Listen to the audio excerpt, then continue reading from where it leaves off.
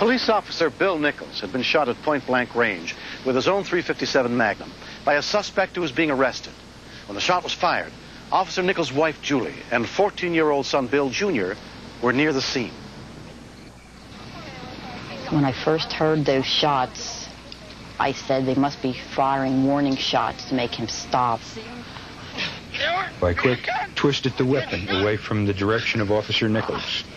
But I could feel the strength of this man. He was so strong. And he was pulling the gun back towards Officer Nichols. So I put my thumb in behind the trigger guard to stop the travel of the trigger. You can't shoot. And then this man pulled the trigger again and again and again, at least 6 times. And I was saying, stop struggling. You have a weapon. You're going to force us to kill you. And indeed, at that time, we had the moral and legal right to kill this man. But he cursed at me and said, kill me. Go ahead, kill me. He didn't care. I could hear Paul Stoltz yell to me that Bill's been shot. Get an ambulance.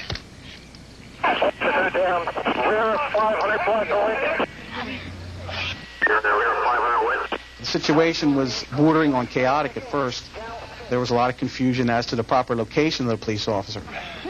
He was so very strong, and I believe at the time he was on drugs, and that tripled his efforts. I could feel the gun, then I just started pulling. I had to tell Ed about 2 or 3 times that it was okay that I had the gun. I could hear hollering and screaming. I could see some officers in the distance, but I couldn't pick Bill out at all.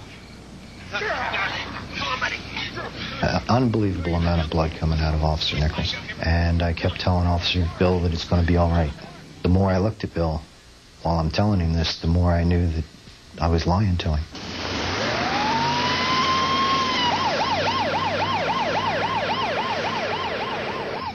I grabbed the beach towel and I was just trying to control that bleeding. He was getting worse in 5 and 10 second increments. I remember saying to myself, please God, don't let him die, because I could see him bleeding real bad. His color, you could just see him turning pale white. We got officers on the street just from the Lincoln Avenue on the rear alley, 500 block. Off-duty paramedic Mike Eckenrode heard the dispatchers struggling to pinpoint an exact location. We're at the firehouse, and based on what we were hearing and the confusion that was apparent on the radio, we felt that maybe the crew that was on needed a hand. So at that point in time, the 3 of us went to the scene to see if we could render some assistance. It's an indescribable feeling. It's grief, it's heartache, it's helplessness, it's terror, it's everything you can think of mixed into one moment. The first paramedic on the scene was Michelle Ottaviano.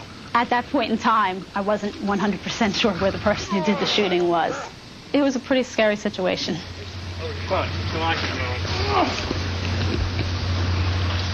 It wasn't until I knelt down next to the person who wasn't moving on the ground that I saw the uniform and realized it was a police officer that had gotten shot. That apparently had nicked an artery, the femoral artery. And with severing the femoral artery, every time your heart pumps, it pushes the blood out in spurts. Michelle, what do you need? There was an awful lot of confusion and commotion around the scene. I looked down and realized that the guy laying on the ground was Billy Nichols. And, I've worked in the town where I'd go on the ambulance call, and Bill would come in and give me a hand carrying my equipment or, whatever needed to be done. It's a pretty rude awakening when you look down and see somebody kind of like looking back at you. That's pretty tough to do. We're a small town here. Prospect Park is a little town. I didn't want Bill's wife hearing about it from the neighbors. I wanted me to tell her. That was my responsibility. Very rarely do you see somebody who, as critical as Bill was, stay conscious. I remember him telling me he was fighting to stay with us, because I knew the whole time, being a police officer, I knew he was dying, and that's what he was doing. He was dying. He was bleeding out massively. I started getting the feeling that maybe something was wrong, that I told my son to go back up to the road and look down to our house and to see if there's a police car in front. He was looking really bad. you begin to know that look. You know, that's the look of a dying person. There's no doubt about it. And the more you look at it, you know, and the more you work on the street, the more you see it. It's the look of a dying man. It really is. When the ambulance left with Bill in the back, I really thought that we'd be going to a police funeral in a few days. Officer Kenzel drove Bill Jr. back to where his mother was. I said, he's been shot. It doesn't look too good, but he's still alive now, and let's pray. And we did. It was about 5 or 6 minute ride from the scene to the hospital. The condition that Bill was in, every action and every moment really counted. You know, you couldn't delay 5 or 10 minutes one way or the other. Bill Nichols was immediately rushed into surgery. His condition was critical. I had like a peace, a total calm that came over me. I just knew he would be okay. It would be bad, but I never had the feeling that he was going to die.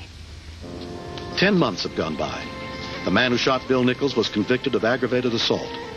Bill has not forgotten the debt he owes to his best friend, Officer Ed Kenzel.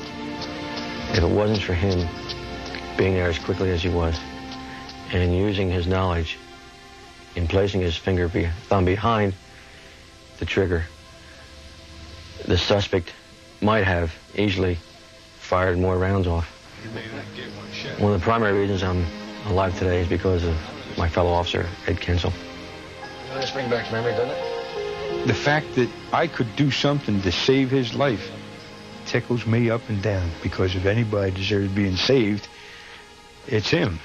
And the fact that I can look at him now and see him smiling and laughing at my jokes, that's worth $1 million. I love it. More than a year after the incident, Bill has returned to active duty as a police officer. It's very different when somebody that you know well, worked close with over the years and known him and know his whole family. It hits home. And we're a big family. We live and almost die together. I knew that everyone did what they had to do because they did it. I had a second chance at life. And no words can express the feeling of thankfulness towards those individuals. I'm very lucky to have Bill around. No one could take his place. There's not another man like him. I love Bill with all my heart. I always have since I was 16. Until the day I die, there'll be nobody else but Bill. Next.